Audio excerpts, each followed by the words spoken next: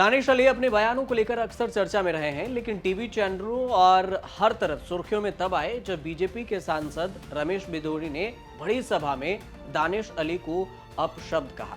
बिधूड़ी के टिप्पणी के बाद दानिश अली ने सोशल मीडिया पर अपने दर्द भी बयां किए। तब दानिश अली का कहना था कि उन्हें स्पीकर पर भरोसा है, उन्हें न्याय जरूर मिलेगा। इसके साथ ही उन्होंने कहा कि नहीं मिला तो मुझे संसद छोड़ने पर विचार करना पड़ेगा। गाली कांड के बाद दानिश अली से मिलने के लिए कांग्रेस नेता राहुल गांधी भी उनके घर पर गए थे। इंडिया गठबंधन के तमाम नेताओं का सपोर्ट उन्हें मिला था। उसके बाद भी स्पीकर से जो आशा दानिश अली ने रखी थी, उनके अरमानों पर पानी फिर गया। रमेश बिधूड़ी पर ना कोई कार्रवाई हुई और ना ही कोई एक्शन लिया गया, लेकिन राहुल गांधी के साथ दानिश अली को जाने का फायदा तब तो नहीं दिखा, लेकिन अब लोकसभा चुनाव से ठीक पहले यह फायदा दिख रहा है। दानिश अली अब कांग्रेस में शामिल हो गए हैं। कांग्रेस के साथ आते ही उन्होंने एक शब्द में कहा कि हमें कांग्रेस पर भरोसा है और कांग्रेस हम पर भरोसा जता रही है। पार्टी जो कहेगी वो काम हम करेंगे। पार्टी में शामिल होने के बाद पवन खेड़ा वहां पर मौजूद थे और तब उन्होंने कांग्रेस पार्टी ज्वाइन कर ली। और अब पार्टी में शामिल होने के बाद दानिश अली ने क्या कहा है, वो पहले आप बयान सुनिए। हम जिस दोराहे पर खड़े हैं, आज वो फैसला लेने का वक्त आ गया था कि हमें अगर विभाजनकारी शक्तियों से लड़ना है तो राहुल गांधी जी के नेतृत्व में इंडियन नेशनल कांग्रेस के अध्यक्ष मल्लिकार्जुन खड़गे जी, हमारी सबकी त्याग की देवी श्रीमती सोनिया गांधी जी, प्रियंका जी, हमारे अविनाश पांडे जी जो जनरल सेक्रेटरी इंचार्ज हैं यूपी के सी वेणुगोपाल जी, इन सब लोगों से मेरी लगातार बात हुई। हमारे प्रदीप नरवाल जी, पवन खेरा जी हमारे पुराने मित्र हैं, धीरज गुजर जी, पूनिया जी, सब लोग। तो मतलब अब कोई जो आगे का रास्ता है वो जिस आइडियोलॉजी को लेकर के हम छात्र राजनीति से संघर्ष करते हुए यहां तक पहुंचे हैं, उसमें कहीं ना कहीं हम जहां पर थे वहां दिक्कतें और कुछ नहीं, सिर्फ जिस ऊर्जा के साथ हम लड़ना चाहते हैं उन विभाजनकारी शक्तियों से, उसमें कहीं हमारे साथ कुछ दुश्वारियां पैदा हो रही थी। तो इसलिए ये फैसला, क्योंकि मैंने इसलिए कि पहले ही सेंटेंस में ये कह दिया कि आप इससे पहले सवाल पूछते तो मैं पहले ही उसका जवाब दे दूं, इसलिए आज ये अहम फैसला अपनी फ्यूचर पॉलिटिकल जर्नी के लिए मैंने इंडियन नेशनल कांग्रेस की सदस्यता ग्रहण करने के लिए लिया।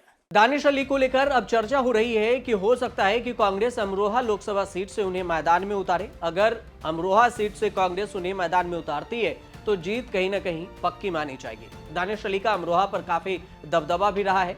2014 में मोदी लहर के चलते इस सीट पर बीजेपी के कंवर सिंह ने चुनाव जीता था। उन्होंने सपा के हुमैरा अख्तर से 1 लाख वोटों से हराया था। तीसरे नंबर पर रही थी बसपा। कंवर सिंह को 48.3% तो हुमैरा अख्तर को 33.8% वोट हासिल हुए थे। 2014 के चुनाव में करीब 71% मतदान हुआ। 2014 के बाद अमरोहा सीट से कुछ समीकरण में बड़ा बदलाव भी हुआ। इस बार बीजेपी को कुछ ज्यादा ही भरोसा था। शायद ये भी एक वजह रही कि बीजेपी ने कि इस सीट से छुट्टी हो गई थी। इस सीट पर दलित, सैनी, जाट वोटर अधिक मात्रा में है, लेकिन मुस्लिम वोटर की संख्या करीब 20% से ऊपर बताई जाती है। और किसी भी सांसद को चुनकर संसद तक पहुंचाने में मुस्लिम वोटरों की जो आबादी है वो एक तरह से सबसे ज्यादा वर्चस्व और अहम मानी जाती है। जातीय समीकरण को देखें, अमरोहा के जातीय समीकरण को, तो लोकसभा क्षेत्र में 16 लाख वोटर हैं। करीब 8,29,446 वोटर पुरुष माने जाते हैं और 7,14,796 महिला वोटर अमरोहा लोकसभा सीट पर मानी जाती है। करीब करीब ये मोटी देखा जाए तो मुसलमानों के बाद अमरोहा लोकसभा सीट पर हार जीत का गणित बदलने वाले दलित, सैनी और चौहान जातियों के मतदाताओं का रुझान करीब करीब मिलता जुलता रहा है। दानिश अली का राजनीति से भी पुराना नाता रहा है।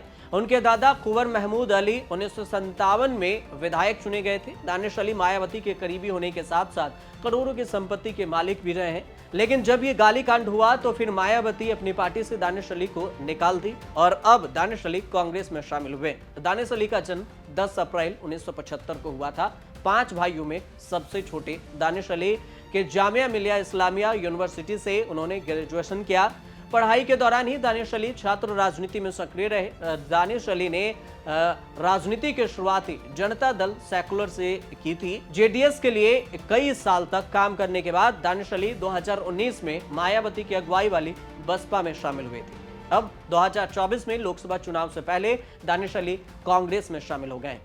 राजनीति में उतरने के बाद दानिश अली कई भूमिकाओं में नजर आ चुके हैं। बताया जाता है कि दानिश अली की गिनती उन चेहरों में होती है जिन्होंने कर्नाटक में जेडीएस और कांग्रेस के बीच में गठबंधन कराने में अहम भूमिका निभाई थी। 2019 में जब दानिश अली बसपा में शामिल हुए थे तब एचडी कुमारस्वामी ने इसे एक राजनीतिक समझौता करार दिया था। अब लोकसभा चुनाव 2024 का दौर है और इस बीच में दानिश अली कांग्रेस में शामिल हो गए हैं। तो ऐसे में देखना यह होगा कि 2024 लोकसभा चुनाव से पहले दानिश अली कांग्रेस के लिए कितने फायदेमंद साबित होते हैं।